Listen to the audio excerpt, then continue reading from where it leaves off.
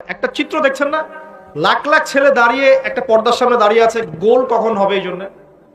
দেখছেন না, মিডিয়া এগুলো প্রমোট করছে না। ভাবখানে এমন যে কত সুখে আছি আমরা, তাই না?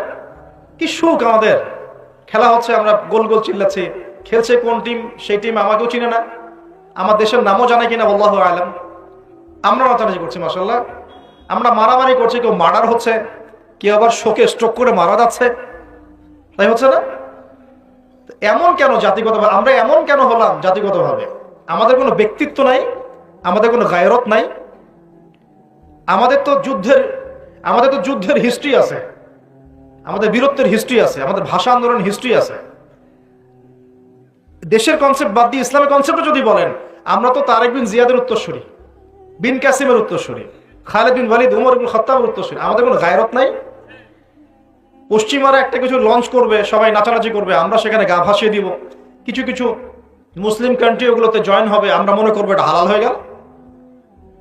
অনলাইনে দেখলাম একজন লিখেছেন, আরেকজন বক্তব্য দিচ্ছেন, রাসূলুল্লাহ সাল্লাল্লাহু আলাইহি ওয়াসাল্লামও তো নাকি তার স্ত্রীর সাথে খেলাধুলা করেছেন। রাসূল সাল্লাল্লাহু আলাইহি ওয়াসাল্লাম তার স্ত্রীর সাথে দৌড় প্রতিযোগিতা করেছেন রাতের অন্ধকারে। মসজিদ নববীর মধ্যে ঈদের দিন উৎসব পালন করা হয়েছে নববীর মধ্যেই। এটার সাথে আপনি ফিফার দলিল টানছেন, এটা দিয়ে আপনি ফিফাকে জায়েজ করতেছেন। এখানে তো জুয়া হচ্ছে। এর মধ্য দিয়ে যে সারা বিশ্বে কোটি কোটি যুবক তাদের হায়াত নষ্ট করছে, তাদের যৌবন নষ্ট করছে, তাদের রাতের ঘুম ইবাদত নষ্ট করছে, হ্যাঁ, আপোষে ক্রন্দলে লিপ্ত হচ্ছে, বিধর্মীদের কালচার ফলো করছে, ওদের ফ্ল্যাগ টাঙাচ্ছে। আমার দেশের মধ্যে, স্বাধীন সার্বভৌম রাষ্ট্রের মধ্যে অন্য একটা রাষ্ট্রের পতাকা তুলবো কেন? আমার গায়রত নাই? ওরা কি তাদের দেশে আমার পতাকা তোলে কিনা? আমাদের ব্যক্তিত্ব কোথায় চলে গেল?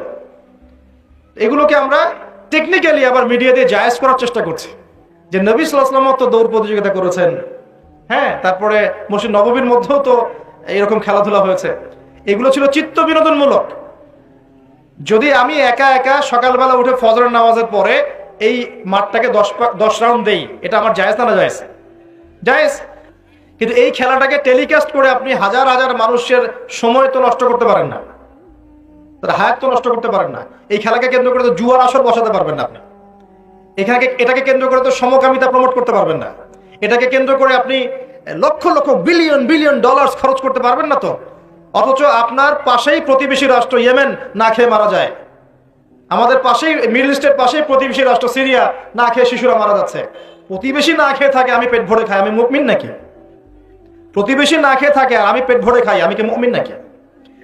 আর সারা বিশ্ব এই দিকে মানুষ